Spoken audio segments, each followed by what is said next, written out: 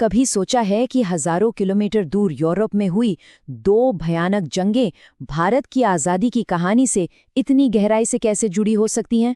सुनने में अजीब लगता है ना? पर आज हम इसी दिलचस्प पहेली को सुलझाने वाले हैं। चलिए शुरू करते हैं। और यही वो सवाल है जो आज हमारे इस पूरे विश्लेषण के दिल में है। कैसे एक जंग जो शुरू कहीं और हुई, उसने हमारे देश का मुस्तकबिल हमेशा के लिए बदल दिया। इसका जवाब ढूंढने के लिए हमें थोड़ा पीछे जाना होगा, इतिहास के उन पन्नों में जहां ये कहानी शुरू हुई थी। तो बात शुरू होती है पहले विश्व युद्ध से। देखिए, ये कोई एक दिन में अचानक भड़की हुई लड़ाई नहीं थी।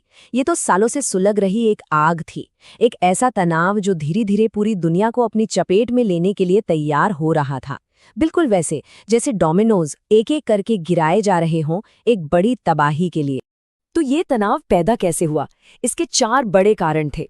सबसे पहले तो था राष्ट्रवाद का जुनून, मतलब हर देश खुद को सबसे महान समझ रहा था। फिर आई साम्राज्यवाद की दौड़, जिसमें यूरोप के बड़े बड़े देश पूरी दुनिया में ज्यादा से ज्यादा जमीन हड़पने में लगे थे। इसके साथ ही चल रही थी सैन्यवाद की होड़। हर कोई अपनी फौजी ताकत और हथियार बढ़ा रहा था।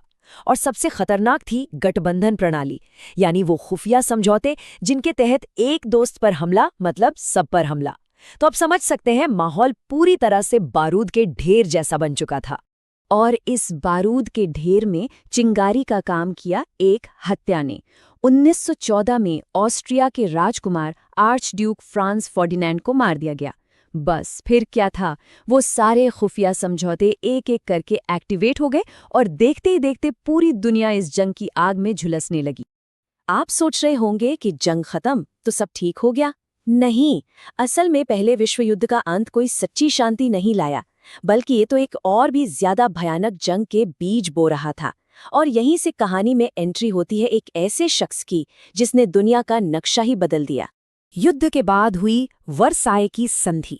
इस संधि ने जर्मनी को सिर्फ हराया नहीं, बल्कि उसे जलील कर दिया। उस पर इतना भारी जुर्माना लगाया गया कि उसकी अर्थव्यवस्था तबाह हो गई, उसकी सेना छीन ली गई और उसे पूरी दुनिया के सामने युद्ध का गुनहगार ठहराया गया। ये अपमान जर्मन लोगों के दिलों में एक जख्म की तरह बन गया, जो नफरत और बदले की भावना को जन्म दे रहा था। और इसी नफरत और गुस्से की आग को हवा देने के लिए एक आदमी सामने आया, एडोल्फ हिटलर। उसने लोगों की नब्ज पकड़ ली थी। उसने वही वादा किया जो हर जर्मन सुनना चाहता था, मैं जर्मनी को फिर से महान बनाऊंगा। ये एक ऐसा नारा था जो उसे सीधा सत्ता के शिखर तक ले गया। लेकिन जर्मनी को महान बनाने के इस वादे की कीमत क्या थी?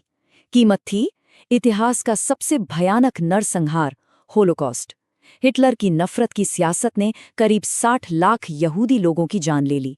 ये सिर्फ एक नंबर नहीं है, ये उस विचारधारा की कीमत है जो नफरत पर बनी थी। तो अब कहानी के अगले पड़ाव पर चलते हैं। हिटलर ने अपना वादा पूरा करने के लिए जर्मनी की खोई हुई जमीन वापस लेना शुरू कर दिया। वो एक के बाद एक देशों पर कब्जा कर रहा था और दुनिया चुपचाप देख रही थी। यही चुप्पी दूसरे विश्व युद्ध की वजह बनी। ये वो पल था जब दुनिया के पास चुप रहने का कोई रास्ता नहीं बचा था। 1 सितंबर 1939 को जैसे ही हिटलर की सेना ने पोलैंड पर हमला किया, ब्रिटेन और फ्रांस को मजबूरन युद्ध का ऐलान करना पड़ा। और इसी के साथ इंसानियत के इतिहास की सबसे खूनी जंग का आगाज हुआ। तो अब मैदान सज चुका था और दुनिया साफ साफ 2 टीमों में बढ़ चुकी थी। एक तरफ थी एक्सिस शक्तियां, जर्मनी, इटली और जापान की तिकड़ी, और दूसरी तरफ थे मित्र राष्ट्र, जिनमें ब्रिटेन, फ्रांस, रूस और बाद में अमेरिका जैसी बड़ी ताकतें शामिल थीं। और ये जंग बहुत तेजी से फैली। 1939 में यूरोप में जो आग लगी, वो 1941 में जापान के पर्ल हार्बर पर हमले के बाद पूरी दुनिया में फैल गई, जब अमेरिका भी इस जंग में कूद पड़ा। और इसका अंत हुआ 1945 में हिरोशिमा और नागासाकी पर गिराए गए परमाणु बमों के साथ, जिसने दुनिया को हमेशा के लिए बदल कर रख दिया। अब आते हैं कहानी के उस हिस्से पर जिसे इतिहास की किताबों में अक्सर एक फुटनोट की तरह छोड़ दिया जाता है। वो हिस्सा है मित्र राष्ट्रों की जीत में भारत का योगदान। ये एक अनसुनी लेकिन बहुत जरूरी कहानी है। जरा इस आंकड़े पर गौर कीजिए, 25 लाख। दूसरे विश्व युद्ध में 50 लाख भारतीय सैनिकों ने अपनी मर्जी से हिस्सा लिया था। ये उस वक्त दुनिया की सबसे बड़ी वॉलंटियर आर्मी थी। सोचिए, एक देश जो खुद गुलाम था, वो दुनिया में लोकतंत्र बचाने के लिए लड़ रहा था। और ये सिर्फ एक आंकड़ा नहीं था, ये 25 लाख कहानियां थीं बहादुरी की। भारतीय फौज ने यूरोप से लेकर अफ्रीका और एशिया तक हर मोर्चे पर लड़ाई लड़ी। उत्तरी अफ्रीका में हिटलर की सेना को रोकने से लेकर बर्मा में जापान को पीछे धकेलने तक उनका योगदान इतना बड़ा था कि खुद ब्रिटिश अफसरों ने माना कि भारतीय सैनिकों के बिना ये जंग जीतना नामुमकिन था। लेकिन जिस वक्त भारत के जवान दुनिया भर में अपनी जान दे रहे थे, ठीक उसी वक्त भारत के अपने घर में एक खौफनाक मंजर तैयार हो रहा था। ब्रिटिश सरकार ने जंग के नाम पर भारत का सारा अनाज और जरूरी सामान ब्रिटेन भेजना शुरू कर दिया। नतीजा 1943 का भयानक बंगाल अकाल, जिसमें करीब 30 से 40 लाख लोगों ने भूख से तड़प तड़प कर दम तोड़ दिया। और कहानी में एक और पेंच था। इसी दौरान सुभाष चंद्र बोस जैसे नेता एक अलग ही रास्ता अपना रहे थे। उनका मानना था कि आज़ादी मांगने से नहीं, छीनने से मिलेगी। उन्होंने दुश्मन का दुश्मन दोस्त होता है कि नीति अपनाई और जापान की मदद से इंडियन नेशनल आर्मी यानी INA बनाई। उनका मकसद था ब्रिटिश राज पर सीधा हमला करके भारत को आज़ाद कराना। तो अब सारे धागे आकर एक जगह जुड़ रहे हैं। जंग का अंत हो रहा था और ये अंत भारत के लिए आज़ादी की एक नई सुबह लेकर आने वाला था। लेकिन इस सुबह की कीमत बहुत बड़ी थी, इतनी बड़ी कि उसकी गूंज आज भी सुनाई देती है। और यही था वो आखिरी डोमिनो जो गिरा। दूसरे विश्व युद्ध ने ब्रिटेन को आर्थिक रूप से पूरी तरह तोड़ दिया था। वो कंगाल हो चुके थे, थक चुके थे। जंग जीतने के बावजूद अब उनके पास इतनी ताकत ही नहीं बची थी कि वो भारत जैसे बड़े देश पर अपना राज कायम रख सकें। और इसी मजबूरी ने 1947 में भारत की आज़ादी का रास्ता साफ कर दिया। लेकिन इस आज़ादी की जो वैश्विक कीमत चुकाई गई, वो रोंगटे खड़े कर देने वाली है।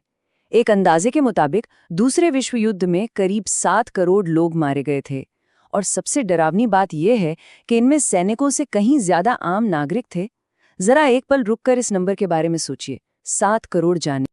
अगर 7 करोड़ का आंकड़ा बहुत बड़ा लग रहा है, तो चलिए इसे एक छोटे पैमाने पर देखते हैं। सिर्फ एक लड़ाई, स्टेलिनग्राड की लड़ाई में करीब 20 लाख लोग मारे गए थे। एक शहर के लिए हुई जंग में 20 लाख मौतें।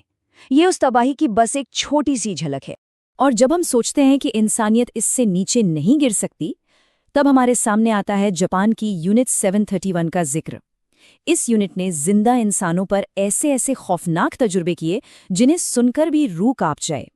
बिना बेहोश किए लोगों के ऑपरेशन करना और उन पर जानलेवा जैविक हथियारों को टेस्ट करना, ये सब उस दौर की सच्चाई थी। तो आखिर में इस जंग का सबसे बड़ा खौफ क्या था? वो सिर्फ मरने वालों की गिनती नहीं थी। असली खौफ तो इस बात का था कि इस जंग ने ये साबित कर दिया कि नफरत और हिंसा की आग में इंसान अपनी इंसानियत खोकर एक जानवर में तब्दील हो सकता है। तो हम वापस उसी सवाल पर आते हैं जहां से हमने शुरू किया था। दूसरे विश्व युद्ध ने भारत की आज़ादी का रास्ता जरूर बनाया, पर क्या ये कीमत सही थी?